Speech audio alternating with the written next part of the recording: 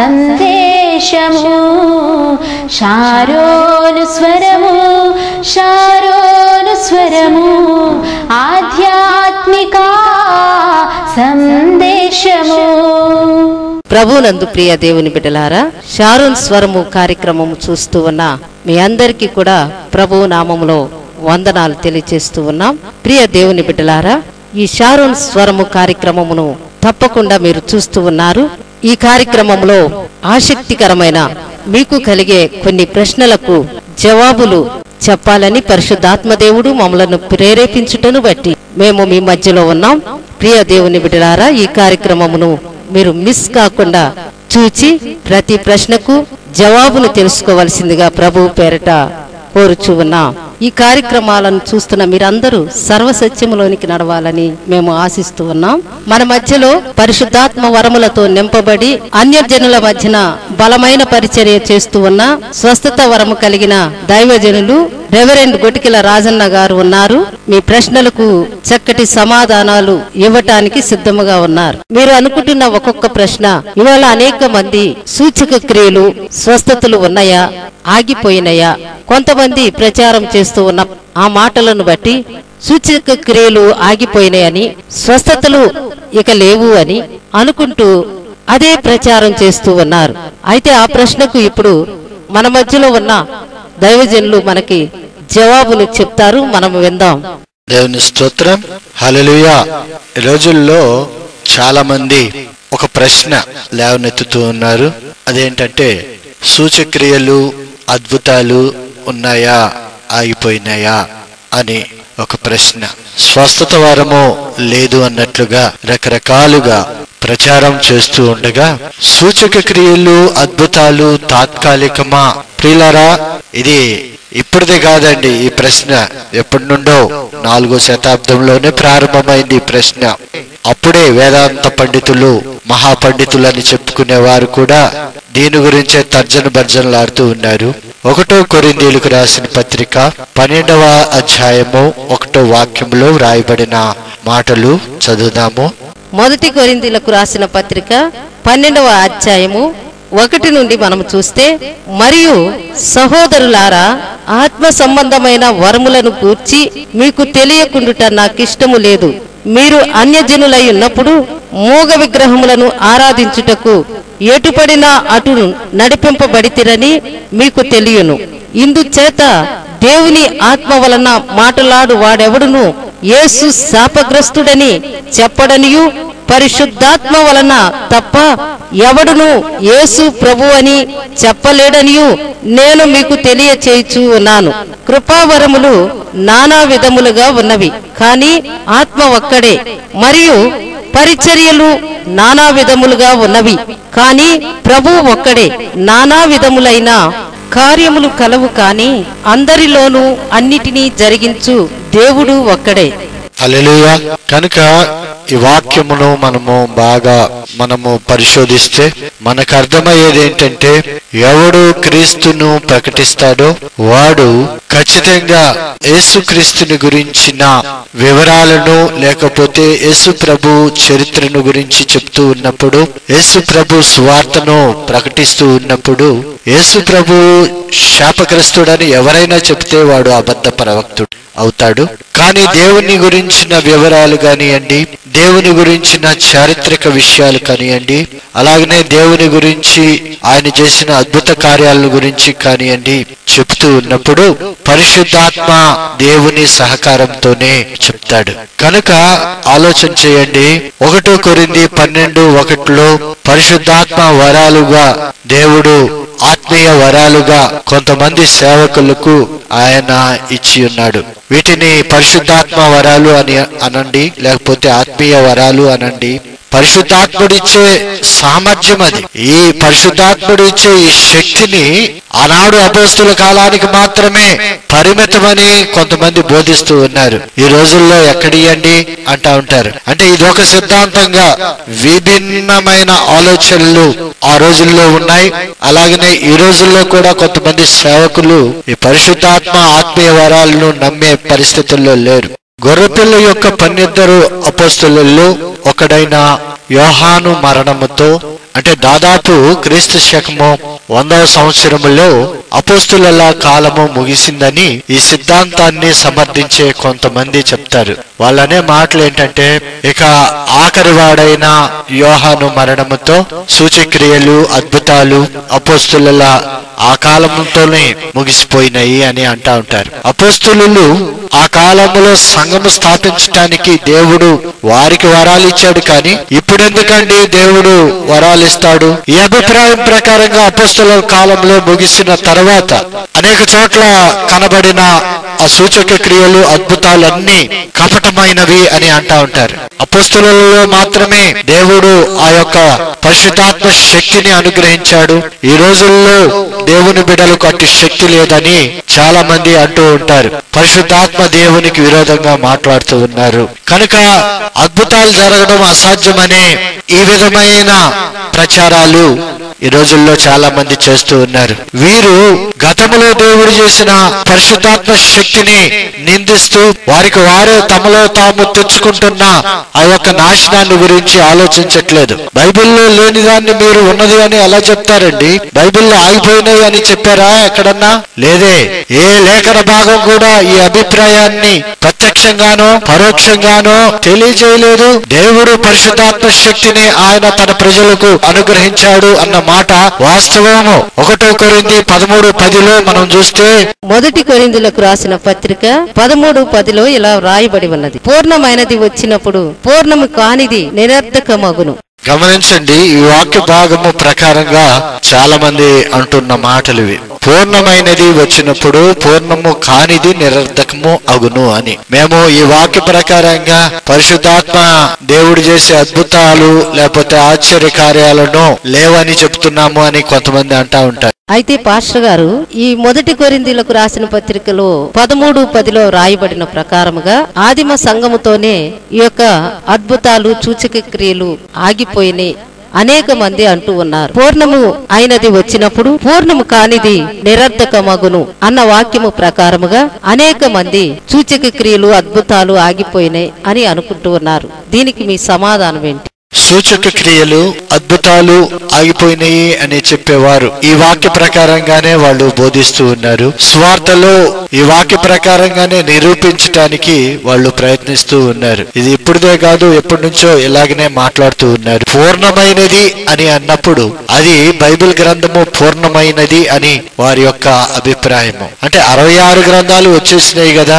ఈ 66 గ్రంథాలు 397వ సంవత్సరంలో కార్తేజీ కౌన్సిల్ లో వీటిని బైబిల్ పుస్తకాల పట్టికలో చేర్చినప్పుడు ఇవన్నీ బైబిల్ గ్రంథంగా ఏర్పడినప్పుడు వారు అనుకుంటున్న మాట పూర్ణమైనది బైబిలే అని. కనుక ఈ పూర్ణమైనది బైబిల్ అనగా దేవుని వాక్యము వచ్చేసింది గనుక ఇక అద్భుతాలు సూచక క్రియలు అవసరత ఉండదు అని నిలిచిపోయినవి అని వాళ్ళు అనుకుంటూ ఉన్నారు. ఇలాగ వాదించే వారి యొక్క ఆలోచనలు మనం చూస్తే 2వ 3వ శతాబ్దపు గ్రంథాల్లో కనిపిస్తున్న సూచక క్రియలను అద్భుతాలను అంగీకరిస్తూ ఇంకో విధంగా అవి ఆగిపోవడాన్ని తెలియజేస్తున్నది అని అంటూ అవి నిలిచిపోవడానికి ఆదిమ సంఘములోనే ఒక నిర్దిష్ట కాలముగా వారు భావించి, అనగా 1వ శతాబ్దం 2వ శతాబ్దం వరకు సూచక్రియలు కొనసాగినాయి. ఇక ఈ శతాబ్దాల్లో సూచక్రియలు అద్భుతాలు జరగట్లేదు అని ఒక నిర్దిష్ట కాలము వారు చెప్తూ ఉన్నారు. అయితే పాస్టర్ గారు, ఈ యొక్క సూచక క్రియలు అద్భుతాలు నిలిచిపోవటానికి ఒక నిర్దిష్ట కాలం ఉందంటారా? సంఘము విస్తృతంగా స్థాపించబడి అధికారంగా ఆమోదించబడినది ఎప్పుడు అని మనము గమనిస్తే క్రీస్తు శకము 397లో బైబిల్ గ్రంథాల పట్టిక నిర్ణయము సమాప్తమైనప్పుడు అని ఎందరో చరిత్రకారులు ఈ అభిప్రాయాన్ని ఈ విషయం మీదే తర్కిస్తూ ఉన్నారు. దీనికి బైబిల్ కానీ చరిత్ర కానీ ఎక్కడ కూడా మద్దతును ఇవ్వట్లేదు. బైబిల్లో ఎక్కడా కూడా రాయని మాటలను మనము సొంత ఊహతో ఈ కాలంతో పరిమితం చేసుకోవటము అది ఎంత మాత్రమో సమంజసం కాదు. ఈ పూర్ణమైనది వచ్చింది గనుక సంఘములో సూచక క్రియలు అద్భుతాలు ఆగిపోయినాయి అని అనటంలో గల ముఖ్య ఉద్దేశము ఏంటి అంటే వారి అవగాహన లోపమే. పూర్ణమైనది ఏమిటో వారికి సరైన అవగాహన లేకపోవటం వలన పూర్ణమైనది వచ్చింది, స్వస్థతలు ఆగిపోయినాయి. పూర్ణమైనది వచ్చినది, అద్భుతాలు ఆగిపోయినాయి అని రకరకాలుగా మాట్లాడుతూ ఉన్నారు. ఈ రోజున చాలా సిద్ధాంతాలు కలిగిన సంఘాలుగా ఈ భూ ప్రపంచంలో ఉన్నాయి. సంఘము విస్తరించబడుతూ ఉంది. అయితే ఎవరి సిద్ధాంతం వాళ్ళది అన్నట్లుగా కూడా సంఘాల్లో ఎవరి పాత్ర వాళ్ళు నిర్వహిస్తూ ఉన్నారు. ఆలోచన చేయండి. అంటే సంఘ నాయకులలో అద్భుతాల మీద లేకపోతే సూచక్రియల మీద విశ్వాసము క్షీణించిపోతూ ఉంది. అలాగా క్షీణించే కొలది అద్భుతాల సంఖ్య తగ్గిపోతూ ఉన్న మాట వాస్తవమే. అసలు సంఘ నాయకుల్లోనే విశ్వాసం లేకపోతే సంఘ నాయకులు సంఘ ప్రజలకు ఏమని వివరిస్తారు? సంఘ నాయకులే అద్భుతాలను విశ్వసించట్లేదు, సంఘ నాయకులే పరిశుద్ధాత్మ దేవుని శక్తిని విశ్వసించట్లేదు.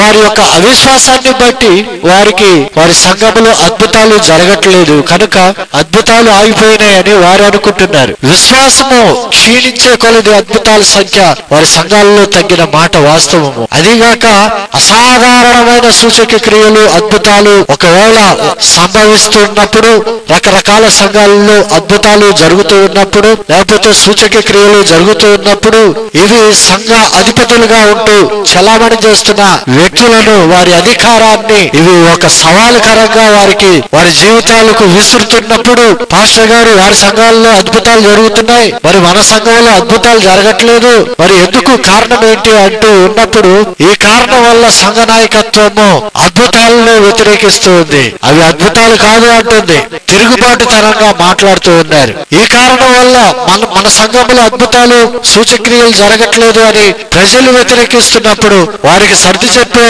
మాటలే ఈ మాటలు. దేవుడు మాకు అద్భుత కార్యాలు చేస్తాడు అన్న మాట వారే నమ్మట్లేదు. వారు నమ్మకపోగా ప్రజలను కూడా అలాగున పక్క త్రోవకు తిప్పుతూ ఉన్నారు. కనుక అద్భుతాలు చేసేవారిని దేవుని బిడ్డలు కాదు అని, సూచక్రియలు జరుగుతున్న చోట అది దేవుని కార్యము కాదు అని వీరే దేవుని సేవకులను అవహేళన చేస్తూ మాట్లాడుతూ ఉన్నారు. నా ప్రియమైన దేవుని బిడ్డలారా, సంఘ చరిత్ర అంతా మనం ఒకసారి చూస్తే సూచక్రియలు అద్భుతాలు సంభవించిన మాట వాస్తవము.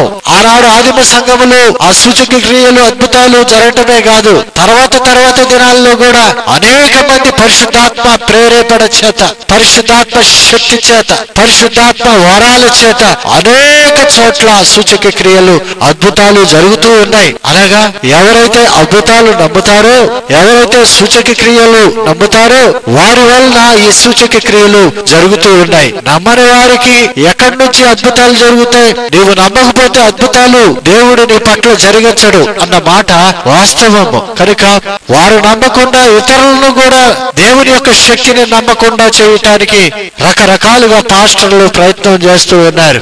అద్భుతాలు జరిగిన వారందరూ ఒక కూటమిగా ఏర్పడుతూ ఉన్నారు, ప్రజలను మభ్యపరుస్తూ ఉన్నారు, ప్రజలను దేవునిలో నుండి తప్పించి వారు దేవునికి దూరం చేస్తూ ఉన్నారు. సంఘాల్లో అద్భుత కార్యాలు జరగటం ఈ రోజుల్లో ప్రపంచమంతటా సర్వసాధారణ విషయము అని గ్రహించాలి. బహుశా నీకు ఆగిపోవచ్చు, నీ సంఘములు ఆగిపోవచ్చు, కారణము నువ్వే నమ్మట్లేదు. నువ్వు నమ్మితే నీ సంఘములో కూడా అద్భుతాలు దేవుడు చేస్తాడు. హల్లెలూయా.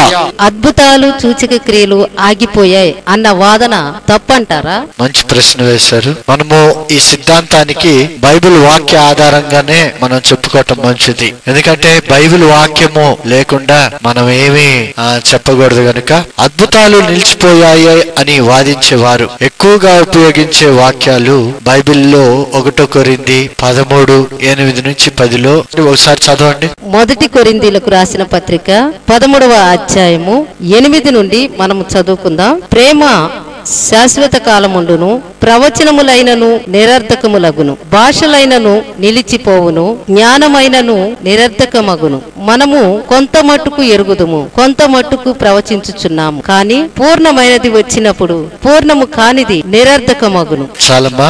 మొదటిగా ఏమి జరుగుతుంది అంటే, పూర్ణమైనది వచ్చినప్పుడు పూర్ణము కానిది నిరర్థకమగును, ప్రవచనాలు నెరవేరవు, భాషలలో మాట్లాడటము ఆగిపోతుంది అని 2 మాటలుగా మనము చూస్తాం. ప్రవచనాలు నెరవేరవు, భాషలలో మాట్లాడటము ఆగిపోతుంది అని. ఇది ఎప్పుడు జరుగుతుంది పాస్టర్ గారు? దీని గురించే మనము వివరించుకుంటూ ఉన్నాం. పూర్ణమైనది వచ్చినప్పుడు పూర్ణమైనది అంటే బైబిల్ అని వారి ఉద్దేశం. మనకు బైబిల్ లభించినప్పుడు ప్రవచనాలు నెరవేరడం, అన్ని భాషల్లో మాట్లాడడం ఆగిపోతాయని వారు అంటూ ఉన్నారు. మనకిప్పుడు బైబిల్ లభించింది కనుక ఈ సిద్ధాంతాన్ని విశ్వసించేవారు అంటే భాషలు ఆగిపోయినాయి అని వాళ్ళు అంటమే కాదు, సంఘంలో జరుగుతున్నదంతా కూడా ఆగిపోయింది అని వారు అంటూ ఉంటారు. అయితే పాస్టర్ గారు, ఈ వాదములో తప్పుందంటారా? తప్పకుండా అమ్మా, దీన్ని గురించి మనము చెప్పుకోవాలి. పౌలు 3 సంగతులు జరుగుతాయని చెప్పాడు. ఒకటి ఏంటంటే ప్రవచనాలు నిరర్థకములు అవుతాయి అని, రెండోది ఏంటంటే భాషలు నిలిచిపోతాయి అని, మూడవది జ్ఞానము నిరర్థకము అవుతుంది అని. బైబిల్ పుస్తకాల్లో నిర్ణయము పూర్తి కాగానే 66 పుస్తకాలు పూర్తి కాగానే సమకూర్చబడగానే బైబిల్ ఏర్పడగానే సంఘములో నుండి ప్రవచనాలు అన్ని భాషలతో పాటు జ్ఞానము కూడా తీసివేయబడిందని నిర్ధారించుకోవాలి. గమనించండి, వారు అనుకుంటున్నట్టుగా బైబిల్ గ్రంథము పూర్ణమైనది అని వారు అంటున్నారు కదా. ఈ పూర్ణమైనది వచ్చినప్పుడు మొదటగా ఏం జరగాలి అంటే ప్రవచనాలు, అలాగే రెండవదిగా అన్య భాషలతో పాటు మూడవది జ్ఞానం కూడా తీసివేయబడిందని మనం నిర్ధారించుకోవాలి. అయితే సంఘము అజ్ఞానం అనే శూన్యంలో ఉన్నదంటే ఎవరైనా నమ్ముతారా? ఎవరైనా అంగీకరిస్తారా? కనుక ఎవరు నమ్మరు. ఈ సంఘము అజ్ఞానం అనే శూన్యంలో ఉన్నదా? ప్రవచనాలు తీసివేయబడినాయి అంటారు, అన్ని భాషలు ఆగిపోయినాయి అంటారు, మరి జ్ఞానం కూడా తీసివేయబడిందంటే ఎవరు నమ్మరు. కనుక శూన్యంలో ఉన్నదంటే ఎవరు అంగీకరించరు. దీనికి పూర్తి విరుద్ధంగా బలహీనమైన బైబిలుకు సంబంధం లేని ఈ వ్యాఖ్యానాన్ని నిరూపించడానికి అనేక మంది వేదాంత పండితులు లేని జ్ఞానాన్ని తమకు తామే ఆపాదించుకుంటా ఉంటారు. పూర్ణమైనది వచ్చినప్పుడు ప్రవచనాలు అయిపోతాయి, అన్ని భాషలు అయిపోతాయి, జ్ఞానం కూడా అయిపోయిందా? మరి ఆ మాట ఒప్పుకోరే. సంఘము ఎన్నడూ కూడా ఆ మాటను సహించదు. సంఘము జ్ఞానం లేకుండా లేదు. ఈ రోజున సంఘము దేవుని జ్ఞానము చేత అది కొనసాగుతూ ఉంది. హల్లెలూయా. పాస్టర్ గారు, మీరు చెప్పే మరి మాటలను బట్టి పూర్ణమైనది బైబిల్ కాదా? మరి దీని అర్థం ఏమంటారు? పూర్ణమైనది వచ్చినప్పుడు అంటే పూర్ణమైనది అంటే బైబిల్ కాదు. ఇక్కడ పూర్ణమైనది అంటే బైబిల్ లా ఒక వస్తువు కాదు, ప్రభు రాకడ రావటమే అది పూర్ణమైనది. బైబిల్ రావటం పూర్ణం కాదు. పూర్ణమైనది వచ్చినప్పుడు పూర్ణము కానిది నిరర్థకమగును. ఇప్పుడు అద్దంలో చూసినట్లు సూచనగా చూస్తూ ఉన్నాం, అప్పుడు ముఖాముఖిగా చూతుము. హల్లెలూయా. ఇప్పుడు మనం చూస్తుంది అద్దంలో చూస్తున్నట్టుగా చూస్తున్నాం గాని ఒకారొక రోజున దేవుడు ఆయన రెండవ రాకడలో ఆయన వచ్చినప్పుడు ముఖాముఖిగా ఆయనను చూస్తాం. 10-12 వచనాలు మనము చూసినట్లయితే ఆ మాటలు వ్రాయబడి ఉంటాయి. ఒక మారు దేవుని యొక్క స్వరూపాన్ని చూసిన తర్వాత దేవుణ్ణి మనము పూర్తిగా ముఖాముఖిగా మనము చూసినప్పుడు ఈ అపరిపూర్ణమైనవన్నీ కూడా అదృశ్యమైపోతాయి. కనుక యెరూషలేం బైబిల్ మనము ఆ ట్రాన్స్లేషన్ మనం చూస్తే కనుక యేసు ప్రత్యక్షమైనప్పుడు అని ఉంటది. మనము ఆయనను ముఖాముఖిగా చూడగానే భాషలతో అవసరం ఏముందండి? ప్రవచనంతో అవసరం ఏముంది? తర్వాత మానవుని యొక్క పరిమిత జ్ఞానంతో అవసరం లేదు. కనుక అవన్నీ నిలిచిపోతాయి. దేవుడే మనకు ఆయన జ్ఞానంతో నింపుతాడు. ఆయనను చూసుకుంటూ ఆయన సన్నిధిలో మనం ఉంటాము కనుక వీటితో మనకి పని లేదు. పూర్ణమైనది అనగా దేవుని యొక్క రెండవ రాకడ. హల్లెలూయా. ఈ అద్భుతాలు సూచక క్రియలను గురించి అపోస్తులు ఏం చెప్పారో చెప్పండి పాస్టర్ గారు.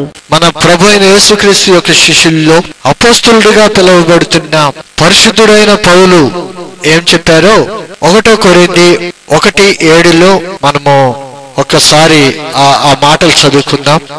1 కొరింథీలకు రాసిన పత్రిక 1:7 ఇలా వ్రాయబడి ఉన్నది, గనుక ఏ కృపావరమునందును లోపము లేక మీరు మన ప్రభువైన యేసుక్రీస్తు ప్రత్యక్షత కొరకు ఎదురు చూచుచూ ఉన్నారు. గమనించండి, ఆ మాటలు మనము ఒకసారి గమనిస్తే మన ప్రభు అయిన యేసుక్రీస్తు కొరకు మీరు వేచి ఉన్నప్పుడు అన్ని కూడా సమృద్ధిగా ఆత్మవరాలన్నీ కూడా మనము కలిగి ఉంటాము అని, అనగా ఆయన రాకడ పర్యంతము కూడా మనము ఈ యొక్క ఆత్మవరాలతో నింపబడతాము అని. కనుక ఏ కృపావరమందును లోపము లేక మీరు మన ప్రభు అయిన యేసుక్రీస్తు ప్రత్యక్షత కొరకు ఎదురు చూచుచూ ఉన్నారు. అనగా కృపావరాలు దేవుడిచ్చాడు, వాటిలో నుండి ఏది కూడా తీసివేయబడదు. లోపము లేకుండా, కొరత లేకుండా దేవుడు అనుగ్రహించిన ఈ కృపావరాలను కలిగి సంఘము యేసు ప్రభు యొక్క రెండవ రాకడ కొరకు ఎదురు చూస్తూ ఉంటది అన్న మాట వాస్తవము. హల్లెలూయా. పాస్టర్ గారు, ఈ అద్భుతాలు, ఆశ్చర్య కార్యాలను, సూచక క్రియలను గూర్చి యేసు ప్రభు శిష్యుల్లో ఇంకా ఎవరైనా చెప్పారా? ఈ విషయాల గురించి పేతురు కూడా చెప్పాడమ్మా. మీరు అపోస్తల కార్యములు 2:38-39 ఒకసారి చదివితే దానిలో ఈ వివరం ఉంటది, చూడండి. అపోస్తుల కార్యములు 2:38-39 ఇలా వ్రాయబడి ఉన్నది. పేతురు, మీరు మారు మనసు పొంది పాపక్షమాపణ నిమిత్తము ప్రతివాడు యేసుక్రీస్తు నామమున బాప్తిస్మము పొందుడి, అప్పుడు మీరు పరిశుద్ధాత్మ అను వరము పొందుదురు. ఈ వాగ్దానము మీకును మీ పిల్లలకును దూరస్తులందరికీ, అనగా ప్రభువైన మన దేవుడు తన యొద్దకు పిలిచిన వారికందరికీ చెందునని వారితో చెప్పెను.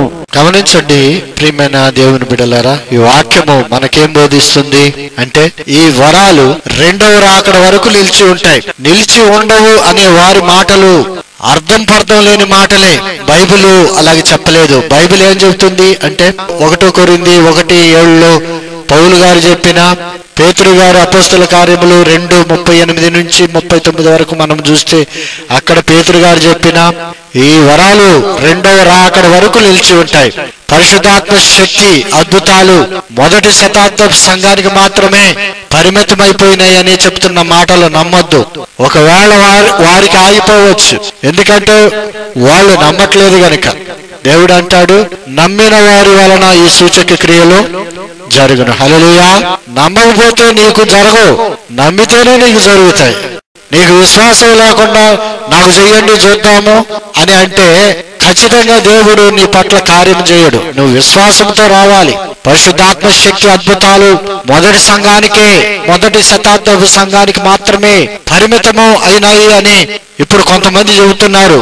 చర్చలు రకరకాలుగా మాట్లాడుతూ ఉన్నారు. దేవుణ్ణి, నామాన్ని, పరిశుద్ధాత్మను దూషిస్తూ ఉన్నారు. పరిశుద్ధాత్మ కార్యాలను దూషిస్తూ ఉన్నారు. దేవుని శక్తి కాదు అంటున్నారు, సాతాను శక్తి అంటున్నారు. ఆ రోజుల్లో యేసు ప్రభువు ఆయన అద్భుతాలు చేస్తూ ఉన్నప్పుడు కూడా శాస్త్రులు, పరిసయ్యులు, సంఘ బోధకులు రకరకాలుగా ఆయనను దూషిస్తూ ఉన్నప్పుడు యేసు ప్రభు అన్న మాట ఏంటో తెలిసిన, ఇదిగో మనుష్య కుమారుణ్ణి దూషిస్తే పాప క్షమాపణ కలదు, కానీ పరిశుద్ధాత్మను దూషించిన వారికి ఈ యుగమందైనను రాబో యుగమందైనను పాప క్షమాపణ లేదు అని యేసు ప్రభువే స్వయంగా చెప్తూ ఉన్నాడు. కనుక పాప క్షమాపణ లేని ఆ పాపము జోలికి మీరు వెళ్ళొద్దు. బైబిల్లో ఉన్న శాపాలను మీరు తెచ్చుకోవద్దు. మిమ్మల్ని దేవుడు పిలిచాడు, మీకు చెందుతాయి ఇవి, నమ్మితే పొందుకుంటారు. నమ్మండి. మీరు నాకు నమ్మకం లేదు, ఈ వ్యాధితో ఇలాగ బాధపడిపోతాను, ఇలాగ చనిపోతాను అంటే సరే, మా పాస్టర్ గారు చెప్పారు స్వస్థత లేదని, నేను ఇలాగే కుసించిపోతాను, నశించిపోతాను అంటే సరే, మీరు అలాగే ఉండండి. కానీ ఒక దేవుని యొక్క వాగ్దానం ఏంటంటే నమ్మితే చాలు, మీరు పొందుకుంటారు. హల్లెలూయా. కనుక ఈ వాగ్దానాలు మీరు దేవుడు మీకు అనుగ్రహిస్తున్న వాగ్దానాలని గ్రహించండి. అంతేకాదు ప్రభు అయిన మన దేవుడు తన యొద్దకు పిలిచిన వారికి అందరికీ ఇవి లభిస్తాయి అని స్పష్టం చేయటం మనం చూస్తాం. అపోస్తల కార్యములు 2:38-39 పిలిచిన వారందరికీ ఆయన ఇస్తానంటే, లేవు నాకు వద్దు, నాకు అవసరం లేదు అన్నట్టుగా మీరు ఉండొద్దు. రండి, దేవుని దగ్గరికి రండి, స్వస్థతలు పొందండి. మనము దేవుని యొక్క శక్తిని ఎందుకు తక్కువగా ఊహించాలి? దేవుడు నిన్న, నేడు, రేపు ఒకే రీతిగా ఉన్న దేవుడు. అప్పుడు స్వస్థతలు చేసి ఇప్పుడు చెయ్యను అని చెప్పలేదు. ప్రభు వచ్చేంత వరకు కూడా ప్రతి వరము, భాషలు నిలిచి ఉండులాగున ప్రభు ఇక్కడ మనతో మాట్లాడుతూ ఉన్నారు. ఇప్పటి వరకు కూడా మీరెంతో చక్కగా మాకు వివరించారు పాస్టర్ గారు. పూర్ణము అయినది వచ్చినప్పుడు పూర్ణము కానిది నిరర్థకము అగును అన్న దానికి ఎంతో చక్కగా ఇవాళ అనేక మంది పూర్ణమైనది బైబిలేనని, బైబిల్ ఉంటే చాలు, వాక్యం ఉంటే చాలు, స్వస్థతలతో మనకి పని లేదు, ప్రవచనాలతో పని లేదు, భాషలతో పని లేదు అంటూ ఉన్నారు. అయితే ప్రవచనాలు, భాషలు ఇవన్నీ ఆగిపోతే జ్ఞానము కూడా ఆగిపోవాలి కదా. జ్ఞానం ఆగిపోయి ఉంటే మనం అందరము అజ్ఞానుల వల్లనే ఉంటాం. అయితే జ్ఞానము ఆగిపోలేదు అని, మనందరము కూడా జ్ఞానము కలిగే ఉన్నాము అని ప్రభువే స్వయంగా మన ఎదుట ఉన్నప్పుడు మానవుని జ్ఞానము, ప్రవచనములు, భాషలు ఆగిపోతాయి అని ఎంతో చక్కగా అనేక మంది హృదయాలలో వచ్చే ప్రశ్నలకు మీరు చక్కగా సూటిగా జవాబులు చెప్పారు. ఇంకా అనేక మంది అనేక రీతులుగా ఆలోచిస్తూ ఉన్న ఈ రోజుల్లో, ఈ అంత్య దినాల్లో పాస్టర్ గారు చక్కగా మరి దేవుని బిడ్డలందరికీ కూడా ప్రశ్నలకు తగిన జవాబులు మీరు అందిస్తూ ఉన్నారు. మరి యొక్క కార్యక్రమంలో మనము దేవుని బిడ్డలతో ఈ ప్రశ్నలకు జవాబులు వివరిద్దాం. మీ అందరికీ వందనాలు. అభిషేకం ఆశీర్వాద కూడిక ప్రతి మంగళవారం ఉదయం 10 గంటలకు ప్రారంభించబడును. ప్రతి నెల 2వ శనివారం ఆగస్ట్ నెల 10వ తారీఖు జరిగే పరిశుద్ధాత్మ అగ్ని అభిషేక ఉపవాస స్వస్థత కూడికలో మీరు పాల్గొనండి. స్థలం షారోన్ స్వస్థత మందిరం, జిల్లా పరిషత్ హై స్కూల్ ఎదురు, కొర్రపాడు గ్రామం, మేడుకొండూరు మండలం, గుంటూరు జిల్లా. క్యాన్సర్, ఎయిడ్స్, పక్షవాతం, గుండె జబ్బులు, కిడ్నీ, లివర్ వ్యాధులతో ఆర్థిక ఇబ్బందులు, కుటుంబ సమస్యలు, వివాహం కొరకు, గర్భఫలం కొరకు చేతబడి చిల్లంగి శక్తులు, దెయ్యాల చేత పీడింపబడుచున్నారా? సమయం ఉదయం 10 గంటలకు ప్రారంభించబడును. పరిశుద్ధాత్మతో నింపబడి ప్రవచన మరియు స్వస్థత వరములు కలిగిన దైవజనులు రెవరెండ్ గుటికల రాజన్న గారు, రెవరెండ్ గుటికల రాణక్క గారు, బ్రదర్ రాజ్ కుమార్ గారు శక్తివంతమైన వర్తమానముతో పాటు స్వస్థత ప్రార్థనలు చేయుదురు. ప్రతి ఒక్కరికి ప్రేమ విందు కలదు. వివరములకు మా ఫోన్ నంబర్ 8121222930. అభిషేక్